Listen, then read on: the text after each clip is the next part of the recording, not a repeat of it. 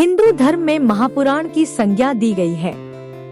इसमें व्यक्ति को जीवन को बेहतर बनाने वाली तमाम नीतियों के बारे में बताया गया है। साथ ही मृत्यु के बाद आत्मा की स्थिति का भी वर्णन किया गया है। जो व्यक्ति इस संसार में आया है उसे निश्चित तौर पर यहाँ से जाना भी होगा, क्योंकि मृत्यु एक ऐसा शाश्वत सत्य है जिससे मुंह नहीं फेरा जा सकता।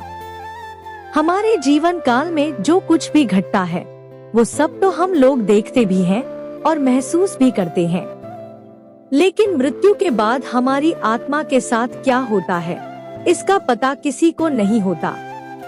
गरुड़ पुराण में जीवन की तमाम नीतियों के अलावा मृत्यु के बाद आत्मा की तमाम स्थितियों के बारे में भी बताया गया है। यहाँ जानिए कि मृत्यु के समय इंसान कैसा महसूस करता है और मरने के बाद इंसान की आत्मा का सफर कैसा होता है। मृत्यु से कुछ समय पहले व्यक्ति की बोलचाल आमतौर पर बंद हो जाती है।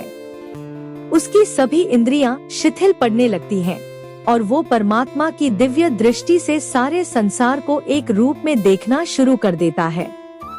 इस दौरान उसके कर्म की भी एक रील सी उसकी आंखों के सामने से गुजरती है। मृत्यु के समय 2 यमदूत आते हैं जो देखने में काफी भयानक होते हैं। यदि व्यक्ति पुण्य करने वाला होता है तो उस व्यक्ति के प्राण भी आसानी से निकल आते हैं, लेकिन पापी व्यक्ति को प्राण छोड़ते समय काफी कष्ट सहना पड़ता है। इसके बाद आत्मा को यमलोक ले जाया जाता है।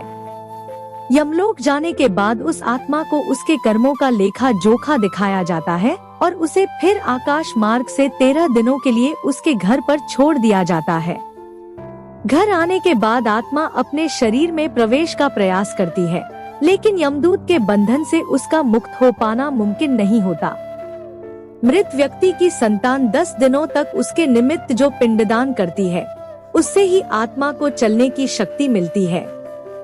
13 दिनों बाद यमदूत फिर से उसे यमलोक लेकर जाते हैं। इस सफर में 47 दिनों तक आत्मा को कठोर रास्ते से होकर गुजरना पड़ता है। वैतरणी नदी पार करनी होती है। यमलोक पहुंचने के बाद चित्रगुप्त उसके समक्ष यमराज को उसके कर्मों का लेखा जोखा बताते हैं। इसके बाद ही यमराज ये निर्धारित करते हैं कि आत्मा को स्वर्ग भेजा जाए या नरक। यमराज द्वारा निर्धारित स्थान पर अपने कर्मों को भोगने के बाद वो आत्मा फिर से जन्म लेती है।